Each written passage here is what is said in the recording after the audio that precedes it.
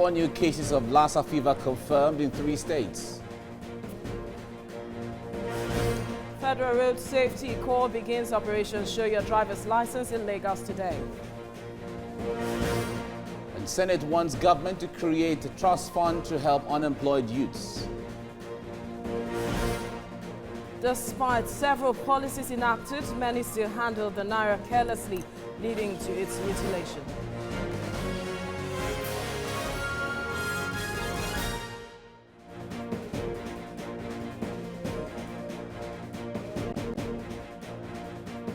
I think I'm beginning to like Mondays now. Yeah, so thank God it's Monday. It's so fresh.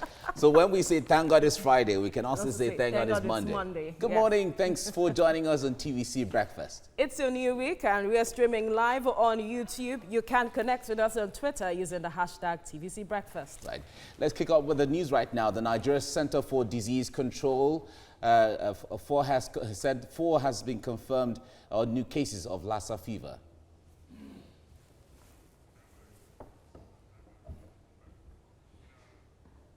All right, we'll certainly bring you updates of that report as we get along. Of course, definitely. Yeah. Up-and-coming musician Azeez Fashola, popularly known as Naira Marley, will be arraigned before Justice Nicholas Owebo of the Federal High Court, Lagos, today.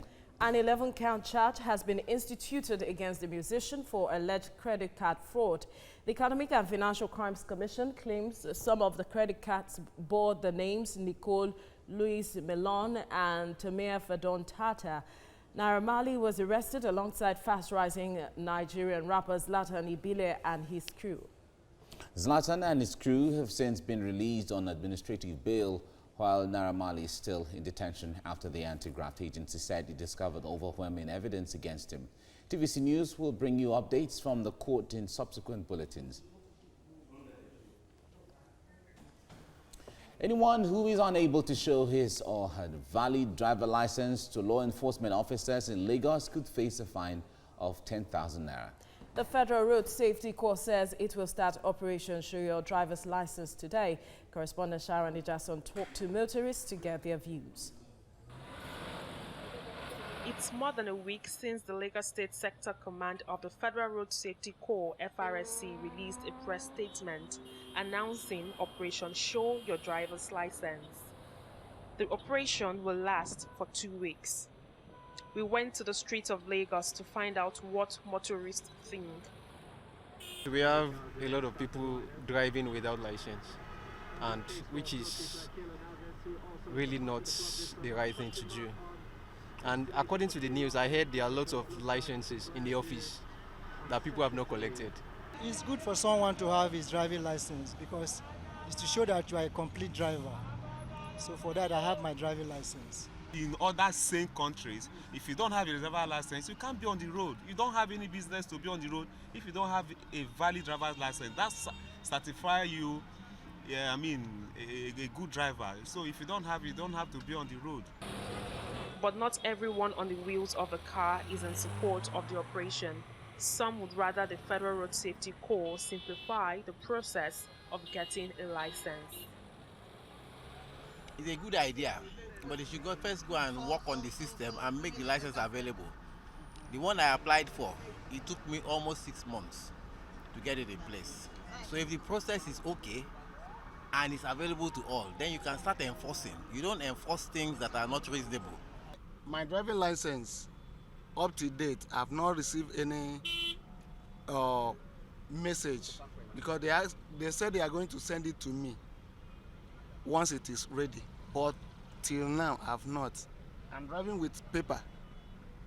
The thing was downloaded from their system, and that is what I still have. There are more than 5 million cars on the road of Lagos, according to the state government, and there are more than 60,000 permanent driver's licenses uncollected. Sharon Jackson, TVC News, Lagos. A cleric with the Ekwa Church in Zaria and his daughter have been abducted. Gunmen attacked their church early Sunday morning and kidnapped 15 other members of the church. The chairman of Ekwa Zaria District Church Council, Reverend Nathaniel Waziri, said it happened while the church was hosting a combined choir fellowship. The service started Saturday night to early hours of Sunday. And the police in Ikare town in Ondo State are on the lookout for the kidnappers of 3 men who were traveling for a wedding. They are joined by local vigilante who are combing the bushes in their bid to rescue the victims. The men were abducted along the road at the same spot where the wife of a monarch was abducted last year. But the wife of one of the men was allowed to go free with her children, so she'll report the case for possible negotiation for ransom.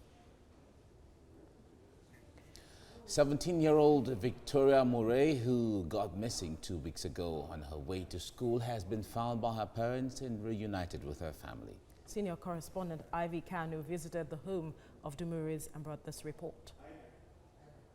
On arrival at the home of the Murrays, well-wishers were seen who came to rejoice with the family on the safe return of Victoria. Her mother, who is still in shock, said she would rather not talk about her daughter's disappearance, at least not yet. Her father said the family has been through hell and can't wish such on his worst enemy. Sharing the story to find Victoria, he revealed that after his post went viral on social media, he got a call from a particular number from Aja. He set out for the meeting with the police, but it turned out a wrong idea. When they saw the police, that particular trail went cold. Nobody wanted to cooperate anymore.